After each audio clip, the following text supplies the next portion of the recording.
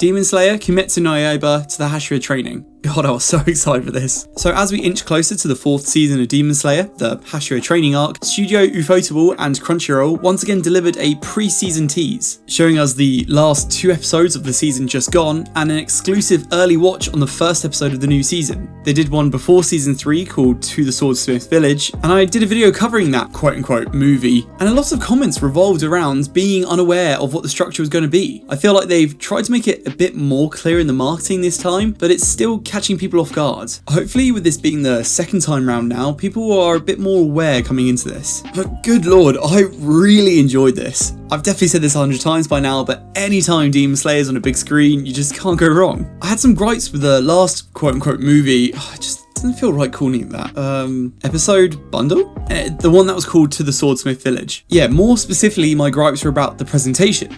That one was also 3 episodes, but they kept the credits in for each episode, so it really did just feel like you were watching 3 TV episodes back to back. However, in this one, To the Hashira Training, they took on board that criticism. Well, not from me personally, but you know, from a wider range of people. But yeah, this time, the presentation is just much sleeker, and all 3 episodes continue into each other, so it actually feels like a full movie, and I really appreciated that. The start of this is where we have Tanjiro chasing the upper 4th Kizuki through the forest and onwards, which I guess makes sense, but it just means unfortunately we don't get to see much of Drum Guy's special abilities. A little bit gutting. And yeah, season 3's ending was okay. I don't think it quite lived up to the Entertainment District arc as much, but then the payoff was that it felt more story focused as well, which is great. Still think Upper 5th though was just wasted. His design was just so cool as well. But yeah, then we roll on to the first episode of season 4, and I won't talk about any spoilers for this, but it's a super packed episode. Starting off with some fast-paced action scenes, showing off some of the new characters, and then it basically proceeds to just hype us up for what comes next for the rest of the season. Gaia's a lot of questions early on that I'm hoping they're going to address as we go forward. As you can probably tell by now, I haven't read the manga. But yeah, Water Hashira is slightly mysterious. We get to see more of the Wind Hashira, who's just carnage in action. And I really want to see more of the Stone Hashira too. Also, Nezuko, since her development at the end of the last arc, has now just become even more adorable and great on screen. I'm looking forward to seeing more of her interactions with all of the crew.